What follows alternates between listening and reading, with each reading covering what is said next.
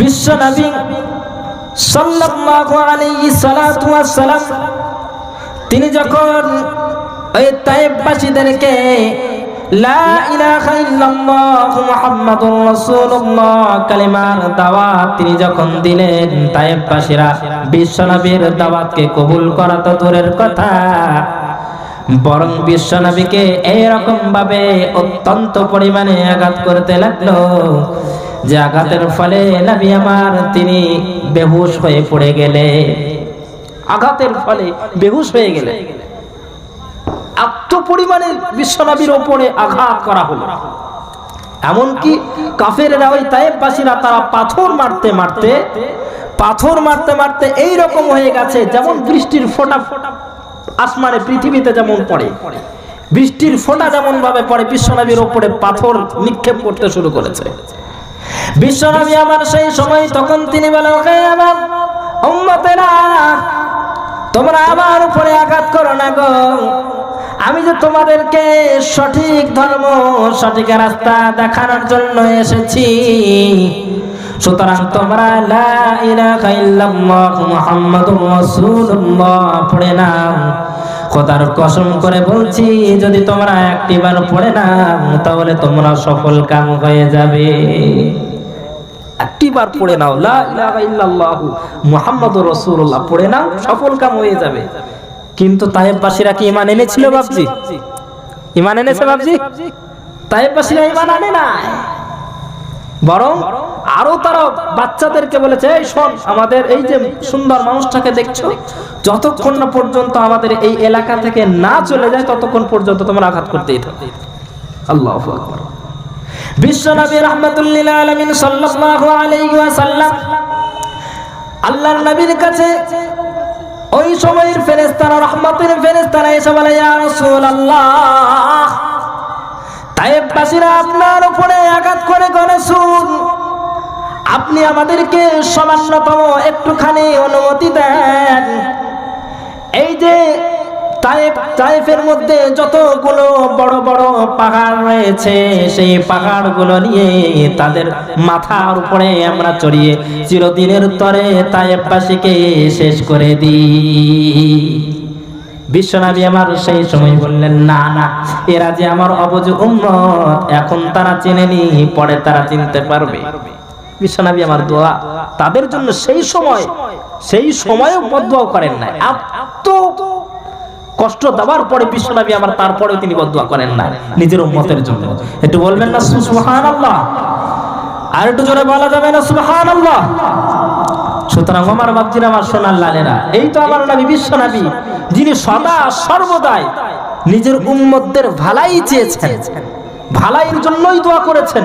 এবং বিশ্বনবী সাল্লাল্লাহু আলাইহি সাল্লাতু ওয়াস সালাম তিনি বলছেন, কিয়ামত হযরত আদম আলাইহিস সালাতু ওয়াস সালাম থেকে নিয়ে ঈসা আলাইহিস সালাতু ওয়াস সালাম পর্যন্ত যতগুলি রাসূল এবং নবী এসেছেন, প্রত্যেকটা নবী এবং প্রত্যেকটা রাসূলকে আল্লাহ তাবারক ওয়া তাআলা একটা পার্সোনালিটি, একটা দোয়া কবুল করার ওয়াদা করেছেন প্রত্যেকটা নবী রাসূলকে।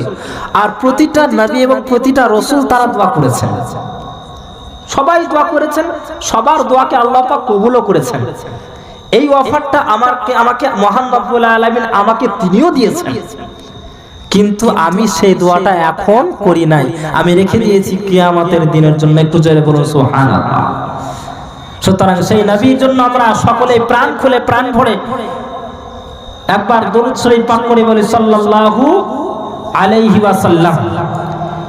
প্রিয় সম্মানিত বাপজিরা, আমার সোনার লালের, অতঃপর আজকের এই মহতি ইমানি নুরানি রুহানি জান্নাতি জলসার সুযোগ্য সম্মানিত যোগ্যতম নির্ধারিত সভাপতি সাহেব এবং এই জলসার সকল আয়োজক বৃন্দ, বিশেষ করে পর্দার অন্তরালে উপস্থিত রয়েছেন শ্রদ্ধেয়া সম্মানিতা মা ও বোনেরা, এছাড়াও আমার সম্মুখে বসে থাকা বয়োজ্যেষ্ঠ বয়োকনিষ্ঠ সমবয়স্ক বাপজিরা, আমার সোনার লালেরা, এছাড়াও মাইকের আওয়াজ যে সমস্ত বাপজিদের কানে যাচ্ছে, যারা মনে করছেন জলসার ময়দানে আমরা এই যাব, হয়তো এই বক্তাটা হয়ে যাক, তার পরের বক্তাটাই যাবে, এইরকম মনে করছেন, প্রত্যেকটা বাপজিদেরকে আমি বলবো, বাপজি, কোরআন হাদিসের কথা কার কোনটা আল্লাহ তাবারাক ওয়া তাআলা কোন কথার বিনিময়ে সঠিক রাস্তা নিয়ে আসতে পারে এটা কেউ জানে না।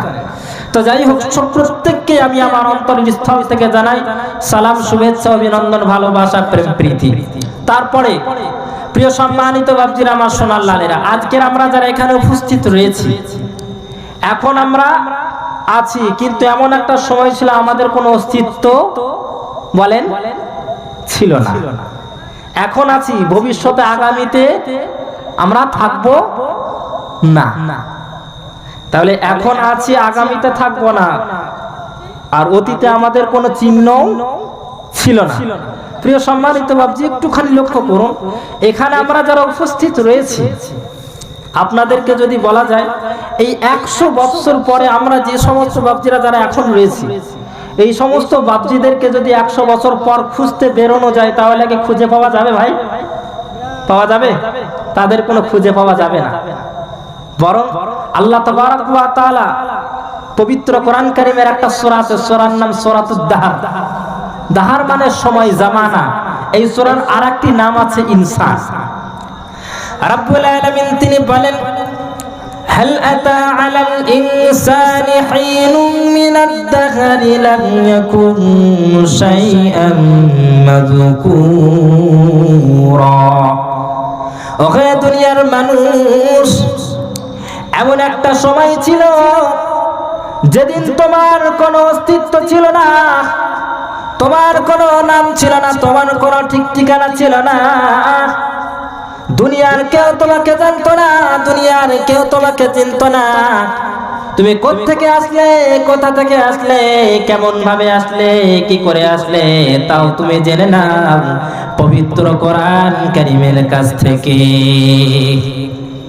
মহান রব্বুল আলামিন তিনি বলেন, ফাইন্না খালাকনাকুম মিন তুরাবিন সুম্মা মিন নুতফাতিন সুম্মা মিন আলাকাতিন সুম্মা মিন মুদগা। মহান রব্বুল আলামিন তিনি বলেন, আমি মহান রব্বুল আলামিন আমি তোমাদেরকে তোমাদের মাতা পিতার মাধ্যমে এক ফোঁটা পবিত্র পানির দ্বারাই তোমাদেরকে সৃষ্টি করেছি। তোমাদেরকে তোমাদের মাতা পিতার মাধ্যমে এক ফোঁটা অপবিত্র পানি দ্বারাই সৃষ্টি করলাম। তোমাদের ওই এক ফোঁটা অপবিত্র পানিকে জমাট রক্তে পরিণত করে দিলাম। তারপরে কচি কচি সূক্ষ্ম সূক্ষ্ম হাড় দিয়ে বডি বানালাম। ফি করারিন মাকিন, তোমাকে একটি সুরক্ষিত জায়গায় রেখে দেওয়া হলো, একটি প্যাকেটের মধ্যে প্যাকিং করা হলো। ফাকাসাউনাল ইযামা লাহমা, গোশত দিয়ে, চামড়া দিয়ে, রগ দিয়ে, ছাউনি দিয়ে তোমাকে অতি উত্তম করে, অতি সুন্দর করে তোমাকে মানুষ রূপে গঠিত করা হলো। মানুষ করে তোমাকে মায়ের পেটের ভিতরে ধাঁচার মধ্যে সুন্দর করে তৈরি করলাম। পৃথিবীতে তুমি আসলে, পৃথিবীতে যেই না তুমি আসলে, পৃথিবীর মধ্যে খেল তামাশায় মত্ত হয়ে, পৃথিবীর ভোগ বিলাসিতায় মত্ত হয়ে তুমি ভুলে গেলে আল্লাহ কাকে বলে। ঠিক কিনা বাপজি বলেন? পৃথিবীতে আমরা আসার পরে আমাদের জীবন, আমাদের জিন্দগি, আমাদের আমল আমরা হারিয়ে ফেলেছি না ফেলি নাই ভাই? ফেলেছি না ফেলি নাই? এই পৃথিবীর ভোগ বিলাসিতা, পৃথিবীর মধ্যে আমরা মত্ত হয়ে আমাদের সমস্ত জীবন সবকিছুকে আমরা হারিয়ে ফেললাম।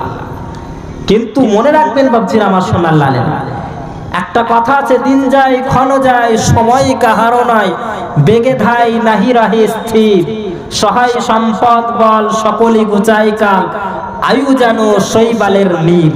অর্থাৎ আপনি এই আছি এই আছি আছি করতে করতে এক বিন্দু এক বিন্দু এক বিন্দু করতে করতে সময়টা কিন্তু আপনার একদিন, দুদিন, 1 বছর, 2 বছর আমাদের কমছে না বাড়ছে? বলেন না? প্রকৃতপক্ষে সময় কিন্তু আমাদের কমে যাচ্ছে। আপনি যখন পৃথিবীতে পা দেন, পৃথিবীতে যখনই আওয়াজ করেন, কান্নার আওয়াজ করে পৃথিবীতে যখনই বলেছেন, আল্লাহ তাবারক ওয়া তাআলা আপনার তাকদীরে লিখে দিয়েছেন কতটুকু খাবে, কদিন বাঁচবে, কোথায় যাবে, কি কি ডিগ্রি অর্জন করবে। বুঝতে পারলেন কিনা? সে জান্নাতি হবে না জাহান্নামী হবে। এখন আপনারা বলবেন তাহলে জান্নাত জাহান্নাম যদি আল্লাহ ফায়সালা করেই রাখেন তাহলে আমাদের ভালো কাজ করে লাভ কি? প্রশ্ন হচ্ছে